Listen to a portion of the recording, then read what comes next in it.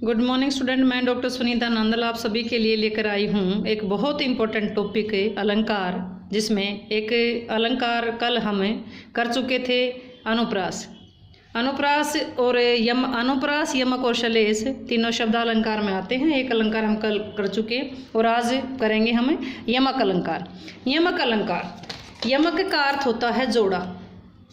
यमक का अर्थ होता है जोड़ा। जोड़ा कितने का होता है? दो का होता है। यमक का अर्थ है जोड़ा, जोड़ा दो का होता है।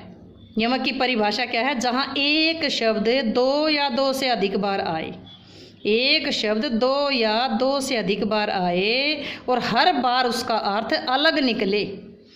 एक शब्द दो या दो से अधिक बार आए और हर बार उसका अर्थ अलग निकले, वहाँ यमक अलंकार होता है। अनुप्रास में पढ़ा था हमने वर्ण बार बार आए।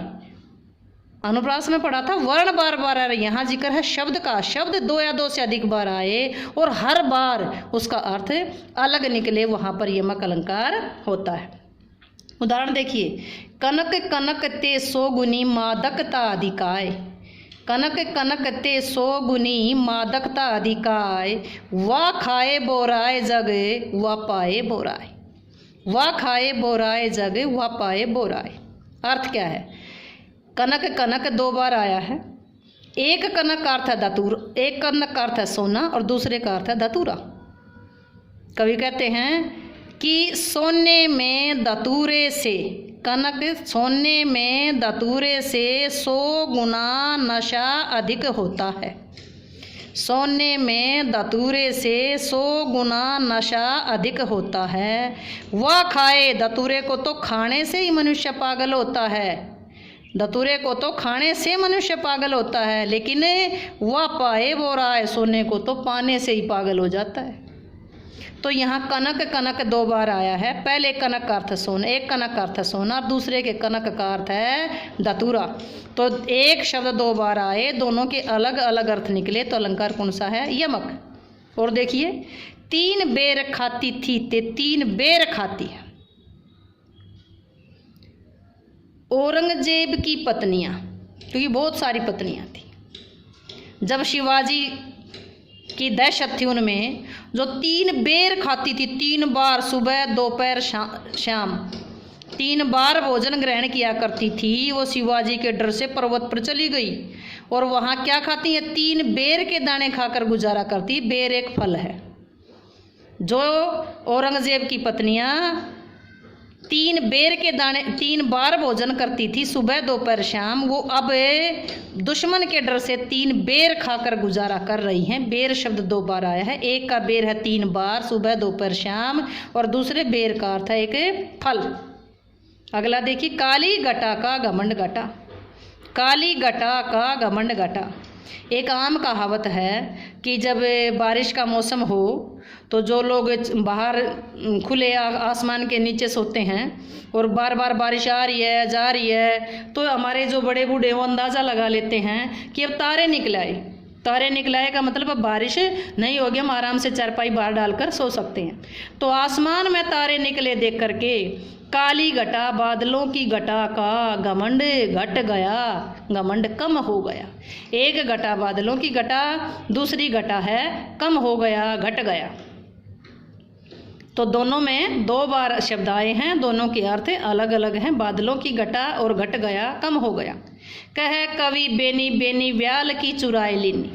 यहाँ बेनी बेनी 2 बार आया है। एक बेनी बेनी पूरी कवि है, दूसरी बेनी बेनी का मतलब है या सांप। औरत की चोटी की जो तुलना है वो सांप से की गई है, नागिन से की गई कि नागिन की तरह बल खाती हुई चोटी। तो यहाँ भी कहे कवि बेनी, बेनी कवि कहते हैं कि बेनी व्याल की चुराई लीनी।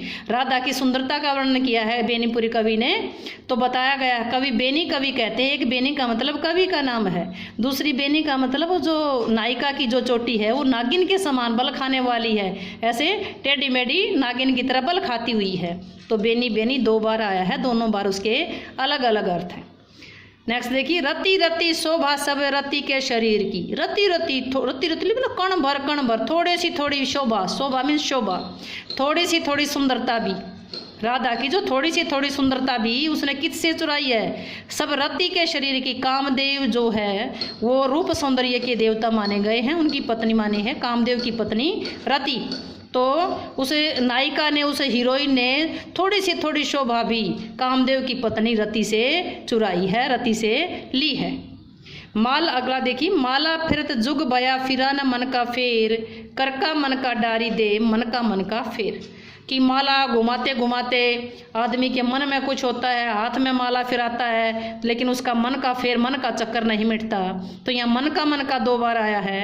कर का मन का, जो हाथ का जो मणिया है, जिस माला को तू घुमा रहा वो, उसको तो डाल दे। भाई कोई फायदा ही नहीं है जब तेरे अंदर कुछ और चल रहा है, बाहर कुछ तू दिखावे के लिए तू माला को घुमा रहा है, तो तू हाथ के उस मणिये को, मन के को बेशक डाल दे। मन का फिर अपने हृदय के मन में, मन का मतलब हृदय का, यहाँ मन का मतलब एक मणिया, और मन का मतलब यहाँ मन का हृदय का। 2 शब्द आए हैं, एक तो मणिया और दूसरा है हृदय का। 2 बार आए हैं, दोनों बार अर्थ अलग है, इसलिए यमक अलंकार है। तो परवारो उर्वशी सुन राधि के सुजान, तो मोहन के उर्वशी है वह उर्वशी समान। इसमें कब का जिक्र है? जब राधा श्री कृष्ण जी से नाराज होकर के बैठ गई तो बड़े गुस्से में थी, तो उसकी सखियां उसे समझाती हैं कि तो परवारो उर्वशी, कि तुझ पर तो उर्वशी नामक आभूषण को भी वारा जा सकता है। वारना का मतलब जैसे ब्याह शादी में या वैसे भी किसी को नेक वेग देना होता है, इस तरह के उसको वार करके, न्योछावर करके, उस पर से वार करके किसी को दान दिया जाता है या उपहार दिया जाता है। तो पर वारा उर्वशी, तुम पर तो उर्वशी नामक आभूषण को भी वारा जा सकता है, न्योछावर किया जा सकता है। क्या सुन राधि के सुजान, हे राधि का सुजान सुन, तेरे ऊपर तो उर्वशी नामक आभूषण जो बहुत कीमती है उसको भी न्योछावर किया जा सकता है। तू मोहन के उर बसी, तू मोहन के उर में बसी, हृदय में इस प्रकार बसी हुई है जैसे उर्वशी नामक आभूषण उसके हृदय पर, उर्वशी नामक आभूषण जो पहनता है वो उससे अलग नहीं हो सकता। या इसका यूं भी कह सकते हैं कि किसी आभूषण में जो नगीना है वो जड़वाते हैं वो उससे अलग नहीं हो सकता। उसी प्रकार तू श्री कृष्ण जी के हृदय से नहीं निकल सकती, नहीं अलग हो सकती। एक बार फिर से देखेंगे, यमक का अर्थ होता है जोड़ा, जहाँ एक शब्द 2 बार आए, हर बार उसका अर्थ अलग अलग निकले।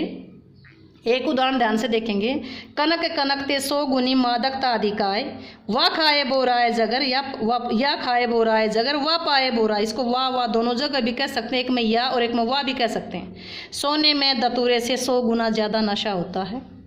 सोने को तो, धतूरे को तो खाने से मनुष्य पागल होता है, लेकिन सोने को तो पाने से ही पागल हो जाता है। अगर आपको ये वीडियो अच्छी लगी हो तो अगर आप चाहते हैं कि आगे इसी तरह की वीडियो आपको मिले और आपकी कोई ज़रूरत हो, आप चाहते हो कि वो उस टॉपिक पर मैं वीडियो बनाऊं, तो आप कमेंट बॉक्स में नीचे लिख सकते हैं। चैनल को लाइक करें, सब्सक्राइब करें।